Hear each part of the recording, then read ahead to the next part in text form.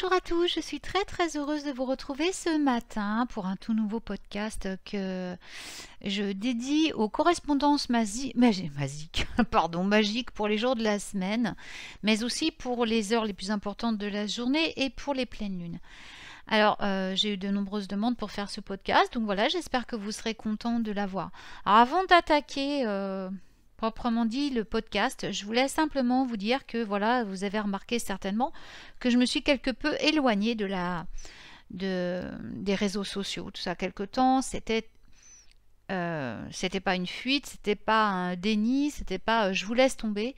C'est simplement que j'ai dû affronter certaines choses, voilà, une remise à niveau, comme je l'explique dans un tout nouvel article que j'ai écrit sur mon site ce matin.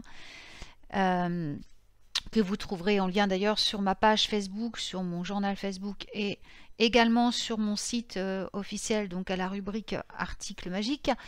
Voilà, dans lequel je rentre pas dans les détails, bien sûr, parce que c'est ma vie privée, mais je veux dire où j'ai subi une nouvelle... j'ai subi, c'est pas subir, mais où j'ai reçu une nouvelle... initiation, on va dire, de la part des êtres de lumière. Cela a énormément bouleversé, chamboulé donc tout ce qui était bien sûr intérieurement ancré en moi. Il faut s'adapter à cette nouvelle terre qui se met en place, à cette nouvelle vibration qui vient. Et c'est un changement qui se crée au niveau des cellules. C'est quelque chose qui remue énormément, donc ça m'a beaucoup brassé, ça m'a beaucoup ça m'a beaucoup demandé de l'énergie de concentration et j'avais besoin de consacrer donc mon temps et mon énergie à cette transformation qui est essentielle sur mon chemin de vie, mais aussi pour vous transmettre des messages de qualité et des messages réellement inspirés par le divin. Voilà, donc c'est un réalignement en fait quelque part avec mon moi supérieur, mon maître intérieur. Voilà, c'est tout ce que je voulais vous dire. Voilà, c'est pas pour vous expliquer. Voilà, ça me regarde, mais je voulais quand même vous rassurer, je vous laisse pas tomber. Et ça va repartir de plus belle d'ailleurs, puisque là maintenant que je suis au taquet, on va pouvoir reprendre vraiment la magie à fond. Voilà. Donc ce matin, je vais vous parler des correspondances magiques pour les jours de la semaine. Donc comme je vous l'ai dit, pour les heures aussi les plus magiques de la journée et pour les pleines lunes. Alors, les jours de la semaine, comme on le sait, ont leurs propres énergies magiques. Et chaque jour est lié à une certaine planète et à certaines divinités. On commence la semaine toujours par le dimanche. Le dimanche est lié au soleil et donc aux divinités solaires. Alors nous avons Apollon, la déesse Brigitte, il y en a tellement des divinités lunaires. Il y a Sol pour les nordiques, voilà. Le dimanche est le meilleur jour de la semaine pour toute magie de manifestation qui a besoin d'un coup de pouce supplémentaire. Et le dimanche est également associé à la guérison, à la croissance personnelle, au pouvoir et au succès. Il est également placé sous la régence de l'archange Raphaël. Le lundi est associé à la lune et donc aux divinités lunaires comme Artémis, Mani, Bloodwed, Ariane Rod, enfin il y en a tellement, c'est pareil, hein, voilà, faites vos petites recherches. Le lundi est une journée paisible, introspective, et elle peut même sembler parfois très éthérée. C'est le meilleur jour pour la magie liée à l'intuition, à l'éducation et au travail sur nos ombres. Il est également placé sous la régence de l'archange Gabriel.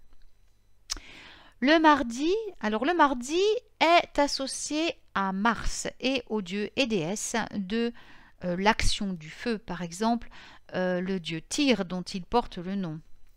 Au départ, mardi, Tuesday, Tiwaz, Tuesday, c'est le nom, ça dérive du dieu nordique Tyr. Mais nous avons également la déesse Morrigan, nous avons tous ces dieux qui opèrent aussi sur le plan de l'action, de la guerre, tout ça, qui assure la régence du mardi. Le mardi est une journée extrêmement active, c'est la journée du courage. et elle est vraiment associée à la magie liée à l'action, à l'activisme, à la victoire ou vraiment à accomplir des actes qu'on n'a pas eu le courage de faire le reste de la semaine. Et il est également placé sous la régence de l'archange Kamael. Le mercredi c'est le jour de Mercure, il est donc la planète Mercure, et donc aux dieux et déesses de la sagesse comme Minerve, donc Minerve Athéna, et beaucoup d'autres encore, Hermès, voilà. C'est le jour de l'apprentissage, de la communication. Son nom dérive, Wednesday, du nom du dieu nordique Odin Wodan. Et mercredi est une question d'activité mentale. C'est le meilleur jour de la semaine pour la magie liée à la pensée, mais aussi au voyage et à la communication, écrite, orale ou numérique, ainsi qu'à l'apprentissage et aux études. C'est un jour excessivement propice pour la réalisation des vœux. C'est l'équivalent au niveau puissance de réalisation des vœux, c'est l'équivalent de la nouvelle lune. Donc n'hésitez pas à faire des vœux tous les mercredis. Moi j'aime bien, j'ai un petit bocal et dans ce petit bocal, le mercredi, je fais mes vœux, je les place dedans et je les brûle le mercredi suivant pour en remettre de nouveau. Alors, le mercredi est également placé sous la régence du puissant archange Michael. Le jeudi, aujourd'hui, le jeudi est associé à la planète Jupiter et aux dieux et aux déesses de la prospérité, de la richesse et de la protection, comme Thor, dont il porte le nom, Thursday, mais également, nous avons, comment dire, le dieu Ganesh, Lakshmi. Voilà, j'ai pas préparé le cours, donc là les noms ne me viennent pas forcément, mais de toute façon vous pouvez retrouver aussi tout ça sur mon blog. Voilà, donc le jeudi, donc comme Jupiter en astrologie, est consacré à l'expansion.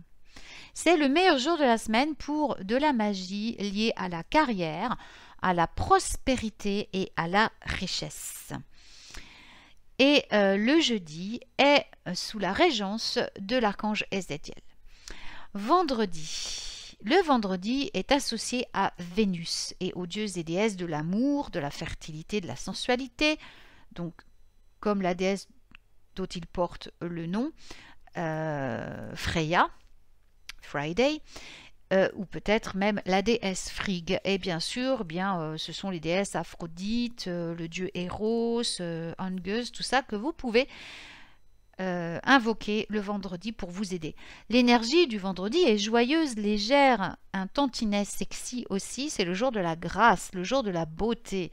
Le meilleur jour donc de la semaine pour pratiquer cette magie d'amour, de beauté et également sexuelle. Il est placé sous la régence de l'archange Aniel. Enfin, le dernier jour de la semaine, c'est le samedi qui est associé à la planète Saturne, donc autant à la sagesse, mais aussi à la règle de la droiture. Le jour et la planète portent tous deux le nom du dieu Saturne. Le samedi est un jour pratique, un jour de sagesse, mais il a un côté sombre. C'est le meilleur jour de la semaine pour pratiquer le bannissement, mais aussi la protection. C'est un jour également de repos.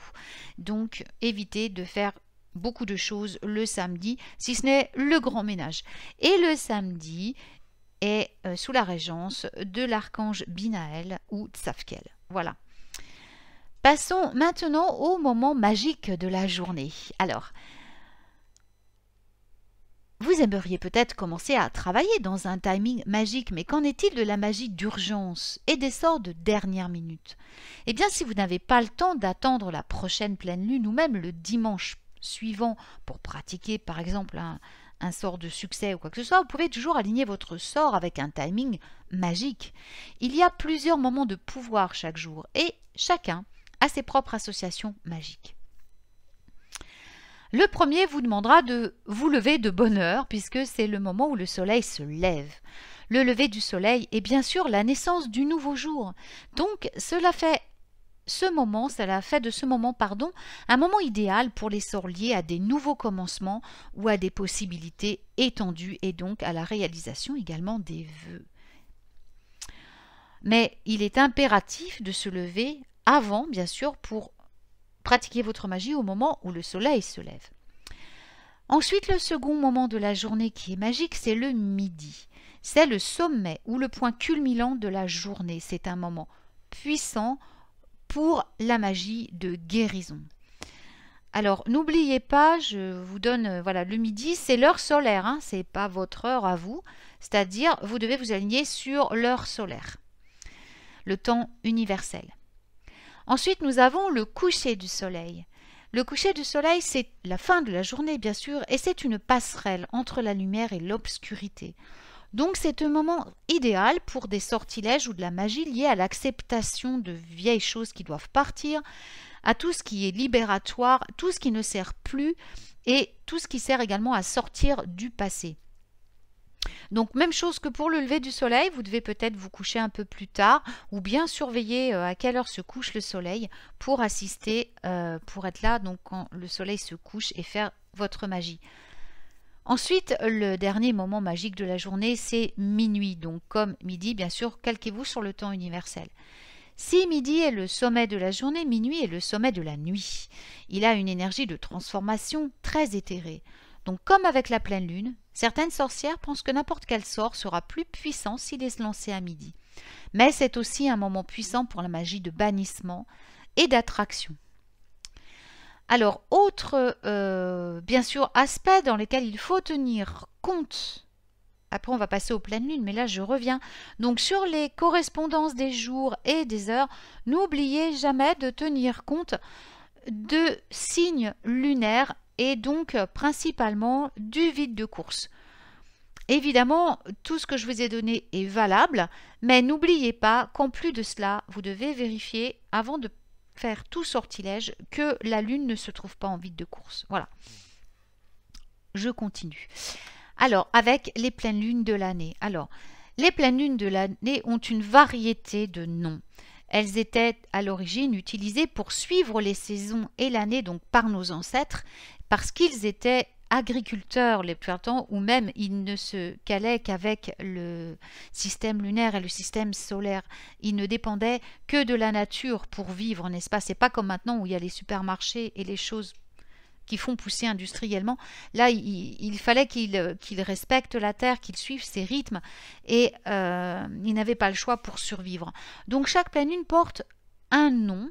Elle en a plusieurs. Là, je vous donne que le nom principal et je vous donne les noms les plus courants utilisés actuellement. Vous pouvez après, bien sûr, faire vos propres recherches. Alors, nous avons la pleine lune de janvier qui est The Wolf Moon, la lune du loup. C'est donc une pleine lune qui va influencer les sorts qui vont vous fortifier et vous renouveler. Des sorts aussi de soins personnels, de prospérité et de guérison, mais qui va aussi favoriser un travail spirituel puissant. La pleine lune de février est appelée Snow Moon, la lune de la neige. Elle influence la magie familiale, la magie domestique, les sorts qui profitent aux autres et aussi les capacités psychiques. Nous passons maintenant à la pleine lune du mois de mars, The Worm Moon, la lune du ver, qui influence la préparation, la planification et les rituels chronophages, la prospérité, la magie de guérison et la sorcellerie technologique. Nous allons ensuite en avril voir apparaître The Pink Moon, la lune rose, qui influence les sorts, encourageant la croissance, la magie verte, le potentiel du sorcier, les nouveaux départs et le travail sur nos relations. Au mois de mai, apparaît The Flower Moon, la lune des fleurs, qui influence les engagements, renforce les fondations, toujours propice à la magie verte, à la magie des plantes, à la spiritualité et au travail avec les esprits. Au mois de juin, nous avons la Strawberry Moon, qui est la lune des fraises, qui influence les sorts d'amour, d'amitié et la magie qui provoque des changements, ainsi que l'introspection, mais également la magie du voyage. La pleine lune de juillet porte le nom de Thunder Moon, la lune du tonnerre. Elle influence la mise à la terre, le nettoyage, la magie qui fonctionne avec des pouvoirs supérieurs, ainsi que la magie de la tempête et de la pluie. La pleine lune d'août est appelée la lune de l'esturgeon, Sturgeon Moon. Elle influence la magie qui renvoie aux autres, la magie des miroirs, la magie qui traite de l'émotivité, la magie de la mer, de la rivière et de l'eau. La pleine lune de septembre est appelée Harvest Moon, la lune des récoltes. Elle influence l'achèvement de la sorcellerie de cuisine, la récolte bien sûr dans toutes ses facettes, je veux dire, mais aussi on doit régler nos dettes. Et c'est pour ça que certains ne l'aiment pas. C'est vraiment la lune où on doit absolument régler ses dettes. Alors, ensuite, la pleine lune d'octobre, c'est Hunter's Moon, la lune du chasseur, qui influence l'argent, la maison, les sorts de protection, la recherche de guides et le travail spirituel, mais également le voyage astral. La pleine lune de novembre s'appelle Beaver Moon, la lune du castor. Alors, cette lune de novembre influence la maison et le foyer et va nous préparer à l'hiver. Elle est bonne pour la sorcellerie cosmique, céleste, l'astrologie et les révélations. Et également la divination. La pleine lune de décembre, the cold moon, la lune froide, est propice pour les sorts de protection, les sorts de soins personnels, les sorts de renouveau et de prospérité, la fin et le lancement également de, comment dire, de sorts de bannissement. Excusez-moi, j'avais du mal à trouver le mot. Tout ce qu'on veut plus quoi. Voilà. Ensuite, le dernier cas de figure que l'on connaît est la lune bleue, Blue Moon. Et c'est en fait la deuxième pleine lune qui apparaît dans le même mois. Car les 12 pleines lunes ne se divisent pas toujours uniformément sur l'année. Le mois où cela se produit en évolution est excellent donc pour la magie qui encourage la sagesse, la guérison, la logique et l'étude. Voilà, eh bien j'espère que ce podcast vous sera utile pour votre pratique magique. Et bien je vous retrouve très bientôt pour un nouveau podcast magique. Voilà. Et je vous souhaite donc une très très très belle journée. Tout plein d'amour, tout plein de tendresse à vous et surtout prenez soin de vous. À très bientôt.